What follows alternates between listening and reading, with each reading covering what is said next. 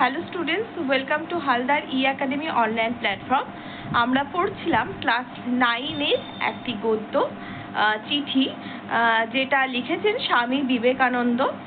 তোমাদেরকে আগের দিন আমি জানিয়েছিলাম স্বামী বিবেকানন্দ কিভাবে তার আধ্যাত্মিক জীবনে এসেছে এবং আধ্যাত্মিক জীবন থেকে কিভাবে তিনি বিভিন্ন জায়গায় সেই তার গুরুর যে নির্দেশ, তার গুরুর যে শিক্ষা, সেটা প্রত্যেকটা জায়গায় কিভাবে বিস্তার করেছে, বেদান্ত সোসাইটি প্রতিষ্ঠা করেছে এবং তার এই যে আধ্যাত্মিক ভাব এবং শিক্ষা, সেটা কতগুলো বিদেশি, প্রচুর বিদেশির কাছে গেছে এবং তারাও কিন্তু তার শিষ্যত্ব লাভ করেছে। তার মধ্যেই একজন গুরুত্বপূর্ণ শিষ্যা হচ্ছে মিস নোবেল। তো মিস মার্গারেট এলিজাবেথ নোবেল বা ভগিনী নিবেদিতা। তো তার ভারতের যে আগমন, সেই আগমনের প্রস্তুতি পর্বে মিস স্টাডি এবং মিস মুলারের কাছ থেকে কিন্তু সবিস্তারে স্বামী বিবেকানন্দ জেনেছেন কি কার্যপ্রণালী নিয়ে তিনি ভারতবর্ষে আসছেন এবং সেগুলো সিদ্ধ করতে গেলে তার কতগুলো বাধার সম্মুখীন হতে হবে, সেটাও কিন্তু তিনি সজাগ করেছেন। তো আমরা আগের দিন দেখলাম আলমোড়া থেকে স্বামী বিবেকানন্দ এই চিঠিটা লিখছে ভগিনী নিবেদিতার উদ্দেশ্যে। তিনি বারবার জানিয়েছেন তাকে এবং এটাও বলেছেন যে তার মতো সিংহেরই কিন্তু একজন প্রয়োজন। আজকের যে ভারতবর্ষ, সেই ভারতবর্ষে তার মতো সিংহের হাত ধরেই অন্যান্য নারী সমাজের অগ্রগতি সম্ভব। শুধুমাত্র তাই নয়, আমাদের দেশেরও বিভিন্ন কাজে কিন্তু তার মতোই একজনকে দরকার, যার শরীরের মধ্যে দিয়ে কেল্টিক রক্ত প্রবাহিত হয়েছে। এই সমস্ত কিছু আমরা আগের ক্লাসে পড়েছিলাম।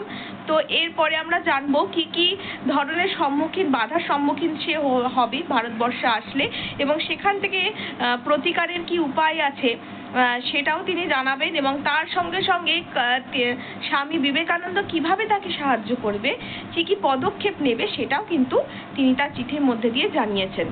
তো চলো আমাদের আজকে ক্লাসটা শুরু করব। আগের দিনে যেখান থেকে আমরা শেষ করেছিলাম তার পরের অংশটুকুনি থেকে আমরা আজকের ক্লাসে শুরু করব। তো চলো আমাদের আজকের ক্লাসটি শুরু করা যাক। তো দেখো, এরপরে বলছে, কিন্তু বিঘ্নও আছে বহু এদেশে, দুঃখ, কুসংস্কার, দাসত্ব প্রভৃতি কি ধরনের তা তুমি ধারণা করতে পারো না। এদেশে এলে তুমি নিজেকে অর্ধ উলঙ্গ অসংখ্য নরনারীদের পরিবেষ্টিত দেখতে পাবে। তাদের জাতি ও স্পষ্ট সম্বন্ধে বিকট ধারণা, তাদের কি বলবো, মানে জাতির মানুষ নিয়ে বিশেষভাবে স্পষ্ট একটা বিকট ধারণা পোষণ করছে, সেটাই বলেছে। ভয়েই হোক বা ঘৃণাতেই হোক তারা শ্বেতাঙ্গদের এড়িয়ে চলে এবং তারাও এদের খুব ঘৃণা করে। পক্ষান্তরে শ্বেতাঙ্গরা তোমাকে খামখেয়ালি মনে করবে এবং প্রত্যেকটি গতিবিধি সন্দেহের চোখে দেখবে। তো দেখো, স্বামী বিবেকানন্দ এবার কিন্তু মিস নোবেলকে জানাচ্ছেন যে আমাদের দেশে আসলে কোন কোন ধরনের বাধার সম্মুখীন হতে হবে। এখান থেকে প্রশ্ন আসে, কিন্তু বিঘ্ন আছে বহু। এই বিঘ্নগুলি কি কি না, তখন তোমাদের বলতে হবে যে এদেশের যে দুঃখ, মানুষের যা যা দুঃখ কষ্ট, দারিদ্রতার দুঃখ হতে পারে, সম্পর্কের টানাপোড়েন হতে পারে, এই সমস্ত দুঃখ, কুসংস্কার, ভীষণভাবে তখন মানুষ কুসংস্কারে নিমজ্জিত হয়েছিল। যে কোনো কিছুতেই, সেটা কোনো ছোঁয়া পড়লেই হোক বা কোনো কিছু দড়ি দেখলেই হোক বা কোনো, আমরা যেমন এখনো বিশেষ কিছু কুসংস্কার আমাদের মধ্যে পোষণ করি, যেমন এক চোখ দেখি, দুই শালিক দেখি। তখনকার মানুষদের কুসংস্কারের বালাই আরো বেশি ছিল, আরো বেশি বিভৎস রকমের কুসংস্কার। কোথাও গেলে আসলে তাদের কুসংস্কার নিমজ্জিত মন বারবার সেখানে বাধা দেয়। তো সেইটার সম্পর্কে কিন্তু বলেছে যে এই দেশের দুঃখ, কুসংস্কার, দাসত্ব বলতে বোঝাচ্ছে সেই সময় তো ইংরেজরা রাজ করছিল, তো তাদের আন্ডারে থেকে কিভাবে এবং জমিদারের আন্ডারে থেকে মানুষ কিভাবে দাসত্বের কবলে পড়েছে, সেইটার সম্পর্কে কিন্তু স্বামীজি বলেছেন। এবং প্রভৃতি কি ধরনের, মানে এই সমস্ত কাজগুলি, দুঃখ, কুসংস্কার, দাসত্ব কি রকম ধরনের একটা বিকট চেহারা নিয়ে আছে, সেটা তুমি ধারণাও করতে পারো না। অর্থাৎ এতটাই বিকট রূপে আছে যেখান থেকে তুলে ধরা এদেরকে ভীষণ রকমের কঠিন। এদেশে এলে তুমি নিজেকে অর্ধ উলঙ্গ অসংখ্য নরনারীতে পরিবেষ্টিত দেখতে পাবে। তখনকার নরনারী, বিশেষ করে নারীরা কি ছিল, তখনকার তারা শাড়ি পরতো এবং শাড়ির সাথে তখন খুব বেশি যে ব্লাউজের চল ছিল তাও ছিল না, এবং তার সঙ্গে সঙ্গে মানে পুরুষরাও গায়ে সবসময় যে জামা কাপড় পরে থাকতো তাও নয়। সেই জন্য বলছে অর্ধ উলঙ্গ নরনারীতে অসংখ্য পরিবেষ্টিত দেখতে পাবে। তাদের জাতি ও স্পর্শ সম্বন্ধে বিকট ধারণা, এবং তারা কি এই বিভিন্ন রকমের জাতি পোষণ করে, যেমন বিভিন্ন রকমের মুচি মেথর এই সমস্ত, এবং স্পর্শ মানে কি বলবো, ছোঁয়া মারালে যারা ডোম হতো বা যারা মুচি মেথর তাদের ছুলে জাত চলে যাবে, এই ধরনের যে পোষণ যেটা ছিল সেই সময়, সেই যে ধারণা, সেটা একটা বিকট রকমের ধারণা।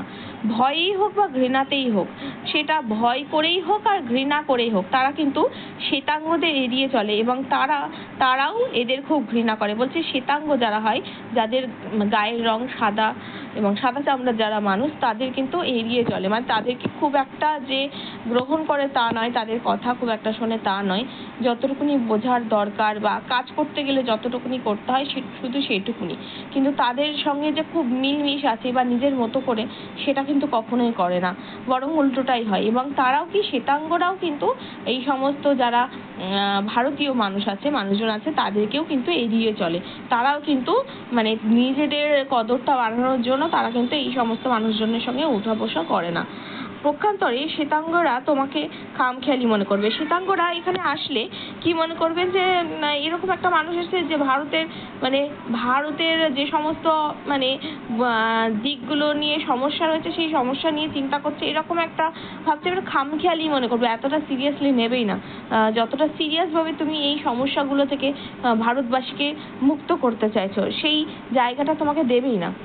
এবং প্রত্যেকটি গতিবিধি সন্দেহের চোখে দেখবে, প্রত্যেকটা কি চাইছে, এরা কি আমাদের বিরোধী, অর্থাৎ যদি কোনো শ্বেতাঙ্গ ভারতের ভালো চায়, ভারতবাসীর ভালো চায়, তাহলে তারা মানে ইংরেজদের বিপক্ষেই বলা চলে, কারণ ইংরেজরা সবসময় চাইতো ভারতীয়দের দমন করে রাখতে, কিন্তু এই যে শ্বেতাঙ্গ তারাও মানে সবসময় চাইতো ডমিনেটেড থাকতে, মানে ডমিনেটেড করে রাখতে, কিন্তু এই ধরনের শ্বেতাঙ্গ একটা আলাদা রকমের মানসিকতা, শ্বেতাঙ্গ যে ভারতের হয়ে ভাবছে, ভারতের নারী সমাজের অগ্রগতির সম্পর্কে ভাবছে, এই রকম চিন্তা ভাবনা থাকলে কিন্তু তাদের প্রত্যেকটা গতিবিধি, মানে তোমার প্রত্যেকটা গতিবিধিতে তারা কিন্তু নজর রাখবে, তারা কখনোই তোমাকে উঠতে দেবে না, ভারতবাসীর ভালো করার চেষ্টা করতে দেবে না।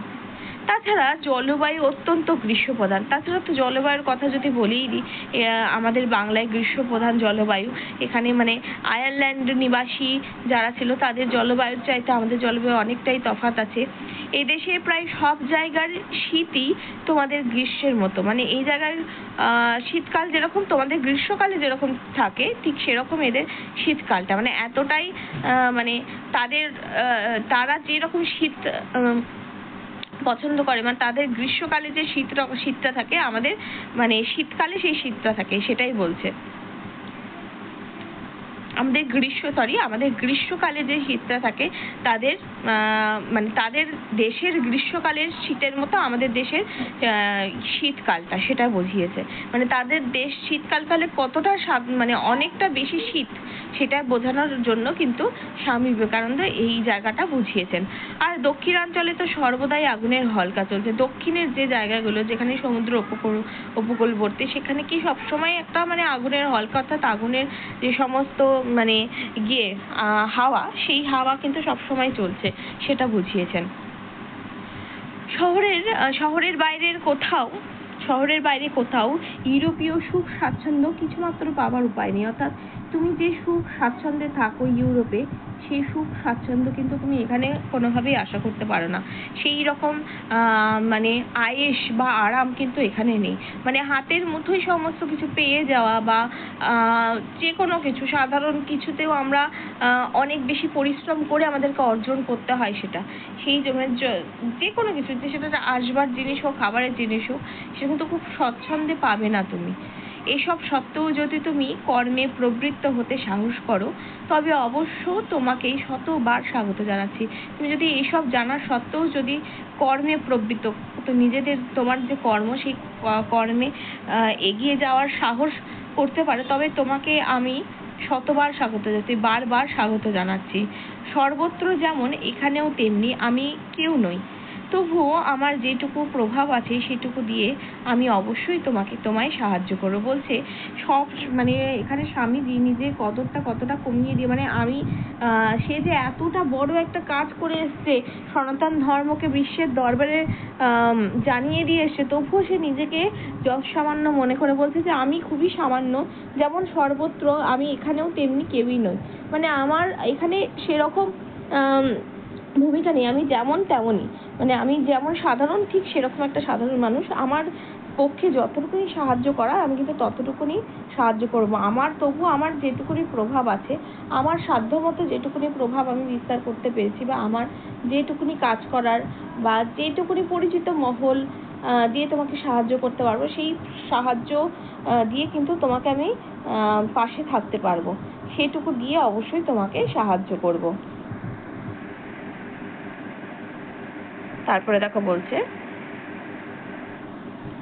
কর্মে ঝাঁপ দেওয়ার পূর্বে বিশেষভাবে চিন্তা করো, এবং কাজের পরে যদি বিফল হও কিংবা কখনো কর্মে বিরক্তি আসে, তবে আমার দিক থেকে নিশ্চয়ই জেনো যে আমাকে আমরণ তোমার পাশেই পাবে। তা তুমি ভারতবর্ষের জন্যই কাজ করো আর নাই করো। কতটা আশ্বাস দিয়ে স্বামীজি এই কথাটা ভগিনী নিবেদিতাকে বলছে যে তুমি যদি কর্মে ঝাঁপ দেওয়ার পূর্বে বিশেষভাবে চিন্তা করো, এবং মানে কাজ করার আগে তুমি ধরো সব রকম ভেবে নিলে, এবং কাজ করার পরও যদি দেখো বারবার বিফল হচ্ছ, মানে দেখা গেল কোনো একটা মেয়েদের জন্য তুমি পড়াশোনার ব্যবস্থা করলে বা তাদেরকে শরীরচর্চার মধ্যে অংশগ্রহণ করতে চাইলে, এই সমস্ত কাজে যদি করতে গিয়ে তুমি বিফলও হও, কিংবা কখনো কর্মে বিরক্তি আসা, অর্থাৎ কর্ম করতে করতে হয় না, আমাদের যে উদ্দেশ্যটা নিয়ে আমরা শুরু করি অনেক সময় বারবার বিফল হতে থাকলে আমাদের সেই আত্মবিশ্বাসটা চলে যায় এবং বিরক্তিটাও চলে আসে। তাই বলছে যদি কখনো কর্মে বিরক্তিও আসে, তবে আমার দিক থেকে নিশ্চয়ই জেনো যে, তবে স্বামীজি আশ্বাস দিচ্ছেন যে আমার দিক থেকে যেন আমি সবসময় তোমার পাশেই আছি এবং পাশেই থাকবো। আমি কখনোই তোমাকে কোনো অভিযোগ জানাবো না এই বিষয়ে যে তুমি একটা ভাবনা নিয়ে, একটা লক্ষ্য নিয়ে দেশে এসেও তুমি কাজ করতে পারলে না, তোমার মধ্যে বিরক্তি এসেছে, এই সমস্ত কিছু বলবো না। তোমাকেই পাশেই আমরণ আমি, অর্থাৎ মরণ পর্যন্ত তোমাকে আমি তোমার পাশেই থাকবো। তা তুমি ভারতবর্ষের জন্য কাজ করো আর নাই করো, যদি তুমি ভারতবর্ষের জন্যও করো বা নাই করে থাকো, তাও আমি তোমার সবসময় পাশে থাকবোই। বেদান্ত ধর্ম ত্যাগ করো আর ধরেই থাকো। বেদান্তের যে ধর্ম, বেদান্তের যে জ্ঞান, সেই ধর্ম যদি তুমি ধরে রাখো আর ত্যাগই করো, তাহলেও আমি কিন্তু তোমার পাশে সবসময় থাকবোই। তো এরপরে দেখবো স্বামীজি তার কথার যে দাম, সেই কথার দাম বোঝাতে কিন্তু তিনি একটি প্রবাদ বাক্য ব্যবহার করবেন। দেখো বলছে যে মার্দ কি বাত হাতি কা দাঁত। ভীষণ ইম্পর্টেন্ট একটা লাইন। এখান থেকে 2 নম্বরের, 3 নম্বরের, 5 নম্বরের কোশ্চেন আসে। কথাটি কোন অর্থে ব্যবহার করেছেন এরকম প্রশ্ন আসলে তোমরা বলবে এই প্রবাদটি স্বামী বিবেকানন্দ মিস নোবেলকে লেখা তার চিঠিতে তার চরিত্রের কাঠিন্য বোঝাতে ব্যবহার করেছেন। এই প্রবাদটির অর্থ হলো, হাতির দাঁত একবার গজালে যেমন আর ভেতরে প্রবেশ করে না, তেমনি পুরুষের বলা কথাও, পুরুষ যদি কোনো কথা, মার্দ অর্থাৎ পুরুষ যদি কোনো কথা দেয়, তাহলে সেই কথার কিন্তু পিছপা হন না। স্বামী বিবেকানন্দ তার চিঠিতে প্রথমেই বলেছেন যে মিস নোবেলকে সর্বদাই তিনি সাহায্য করবেন, কিন্তু ভারতে এসে নানা প্রতিকূলতার সামনে পড়ে তিনি যদি বিরক্ত হন বা তার কাজে অসফল হন, তার সত্ত্বেও স্বামীজি তার পাশে থাকবেন এবং তাকে পূর্ববৎ স্নেহ করবেন, কারণ তিনি কথা দিয়েছেন এবং তার কথার কোনো রকমের কিন্তু নড়চড় হবে না। এইটা কিন্তু তোমাদেরকে বলতে হবে, বুঝিয়ে বলতে হবে। এই প্রবাদ বাক্যটা থেকে প্রচুর প্রশ্ন আসে, ভীষণ ইম্পর্টেন্ট একটা লাইন। তো দেখো এরপরে বলছে, একবার বেরোলে আর ভেতরে যায় না, খাঁটি লোকের কথাও তেমনি নড়চড় নেই, এই আমার প্রতিজ্ঞা। তিনি বোঝাচ্ছেন যে দাঁতের দাঁত বেরোলে যেমন আর সেটা ভেতরে ঢোকে না, ঠিক সেরকমই আমি মানে আমার যে কথা, খাঁটি লোক যদি কোনো কথা বলে সেই কথার কিন্তু কোনো রকম নড়চড় হয় না। আবার তোমাকে একটু সাবধান করা দরকার, তোমাকে নিজের পায়ে দাঁড়াতে হবে, মিস মুলার কিংবা অন্য কারোর পক্ষপুটে আশ্রয় নিলে চলবে না। এখানে তাকে সাবধানের মধ্যে দিয়ে স্বামীজি কিন্তু মিস নোবেলকে স্বাবলম্বী হওয়ার একটা আশ্বাস দিচ্ছেন, স্বাবলম্বী হওয়ার একটা দিক দেখাচ্ছেন। এখান থেকেও প্রশ্ন আসে, তোমাকে একটু সাবধান করা দরকার। কাকে কেন সাবধান করা দরকার, কি বিষয়ে সাবধান করা দরকার? তখন তোমরা বলবে স্বামী বিবেকানন্দ তার লেখা চিঠিতে মিস নোবেলকে এই উক্তি করেছেন। স্বামী বিবেকানন্দ একজন প্রকৃত ভারতপ্রেমী, বিশেষ করে ভারতের পিছিয়ে পড়া নারী সমাজকে সর্বতোভাবে স্বাবলম্বী করার জন্য তৎপর। সে বিষয়ে চিন্তিত হয়ে মিস নোবেলকে তিনি ভারতে আসার জন্য আগ্রহ প্রকাশ করেছেন। তিনি বলেছেন, ভারতের নারী সমাজের জন্য পুরুষের চেয়ে নারীর বিশেষত প্রকৃত সিংহীর প্রয়োজন। তিনি মনে করেন মিস নোবেলের চিন্তা, তার শিক্ষা, তার পবিত্রতা, দৃঢ়তা, ভালোবাসা, সর্বোপরি তার শরীরের মধ্যে বয়ে যাওয়া কেল্টিক রক্ত তাকে এই কাজে এগিয়ে নিয়ে যেতে সাহায্য করবে। মিস মুলার নোবেলকে আশ্রয় দিতে চেয়েছেন ঠিকই, কিন্তু মিস মুলার অমায়িক হলেও তার যে নেত্রীসুলভ আচরণ তার মধ্যে কাজ করে। আমরা এর পরে এটা জানতে পারবো যে মিস মুলার তাকে সাহায্য করবে, মিস নোবেলকে থাকার জন্য বলবে, কিন্তু তারপরেও কিন্তু মিস নোবেলকে সে স্বাবলম্বী হওয়ার আশ্বাস দিচ্ছে এবং কারোর ভরসায় না থাকার কিন্তু কথা স্বামী বিবেকানন্দ তিনি জানাচ্ছেন। তো এটা তোমাদেরকে লিখতে হবে, স্বামীজি চান তার আশ্রয়ে মিস নোবেল যেন বেশি দিন না থাকে, নিজে স্বনির্ভর স্বাবলম্বী হতে পারে।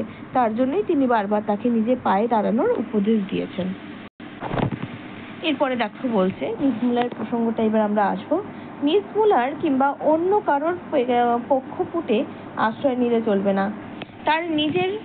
তার নিজের ভাবে মিস মুলার চমৎকার মহিলা। বলছে দেখো যে মিস মুলারের নিজের একটা ভাব রয়েছে যে তিনি একজন চমৎকার মহিলা, মানে তার উপর দিয়ে আর কেউ হতে পারে না, এরকম একটা ভাব কিন্তু মিস মুলারের মধ্যে রয়েছে।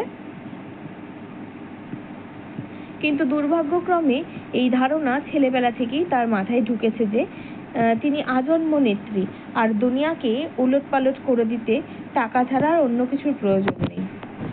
তো দেখো তার যে মিস মুলারের সম্পর্কে আমরা জানতে পারছি যে তাকে ছোটবেলা থেকে এই ধরনের একটা মানে মানসিকতায় সে নিজেকে তৈরি করেছে যে তিনি হচ্ছেন আজন্মা নেত্রী। ছোটবেলা থেকেই তার নেত্রীর সুলভ একটা আচরণ আছে এবং আরেকটা কথাও বলছে যে টাকা ছাড়া দুনিয়াটাকে ওলটপালট করার জন্য টাকাটাই সর্বস্ব। আমরা সব থেকে বড় ব্যাপার টাকার মূল্য আমরা কখন বুঝি, টাকার থেকেও মানুষের মূল্য কখন সেই আমরা বুঝি যখন আমরা হসপিটালে পড়ে থাকি এবং সব টাকা দিয়ে যখন আমরা মানুষকে বাঁচাতে পারি না, তখন কিন্তু একটা মানুষের আরেকটা মানুষের পাশে দাঁড়ানো এবং তাকে আশ্বাস দেখানো, তাকে পজিটিভ কিছু কথা বলাই কিন্তু সেই অসুস্থ মানুষটার কাছে একটা মেরুদণ্ড হয়ে দাঁড়ায়।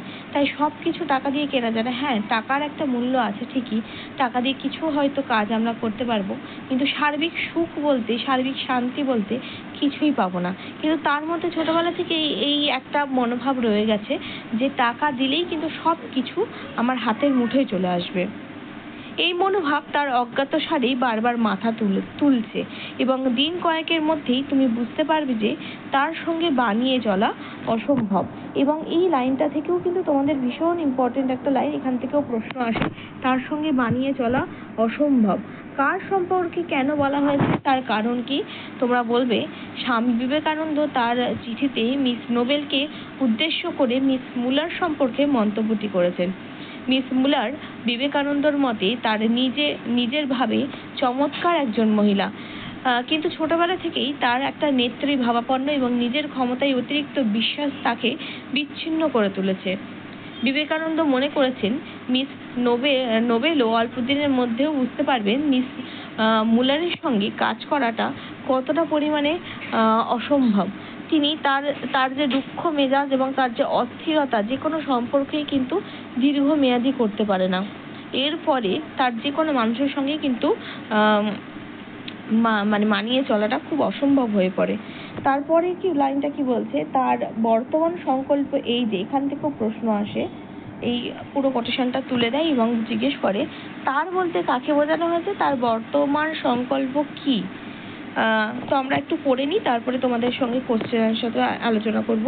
বলছে তিনি কলকাতার একটি বাড়ি ভাড়া নেবেন তোমার ও নিজের জন্য এবং ইউরোপ ও আমেরিকা থেকে যেসব বন্ধুদের আসার সম্ভাবনা আছে তাদের জন্য। কি না, তিনি ঠিক করেছেন তিনি একটা বাড়ি ভাড়া নেবেন কলকাতার জন্য, কলকাতায় যে সমস্ত ইউরোপ এবং আমেরিকা থেকে যে সমস্ত বন্ধুরা আসবেন কলকাতায় তাদের জন্য এবং তোমার জন্য, মিস লোভেনের জন্য এবং তার নিজের জন্য। এটা অবশ্য তার সহৃদয়তা এবং অমায়িকতার পরিচয়ও, কিন্তু তার মতাধ্যক্ষ সুলভ সংকল্পটি দুটি কারণে কখনোই সফল হবে না। তার রুক্ষ মেজাজ এবং অদ্ভুত অস্থির চিত্ততা, এই দুটো ভীষণ মানে আমাদের যে কোনো কাজের ক্ষেত্রে কিন্তু বাধা সৃষ্টি করে। রুক্ষ মেজাজ মানে যে কোনো কিছুরই মাথা গরম করে ফেলা, এবং অদ্ভুত অস্থির চিত্ততা এবং মানে প্রচন্ড অস্থিরতা, সব কাজেই অস্থিরতা, কোনো শান্ত ভাব নেই। এই এই মানে ব্যাড হ্যাবিট বলা যায়, এই বিষাক্ত গুণগুলো কিন্তু তার মধ্যে রয়েছে। সব কিছুতেই তাড়াহুড়ো করা, অস্থিরতা সব কাজেই, এবং রুক্ষ মেজাজ, যে কোনো কিছুতেই খিটখিট করা, এই জিনিস দুটো কিন্তু তাকে সমস্ত মঠাধ্যক্ষ মানে মঠের যে অধ্যক্ষ, সেই মঠের অধ্যক্ষ সুলভ কিন্তু আচরণ তার মধ্যে আসে না। এই কারণেই কিন্তু আসছে না, কারণ তার যার মানে রুক্ষ মেজাজ এবং অস্থির চিত্ততা তাকে এই শুভ কাজ থেকে কিন্তু বিরত রাখছে। কারোর সঙ্গে দূর থেকে বন্ধুত্ব করাই ভালো।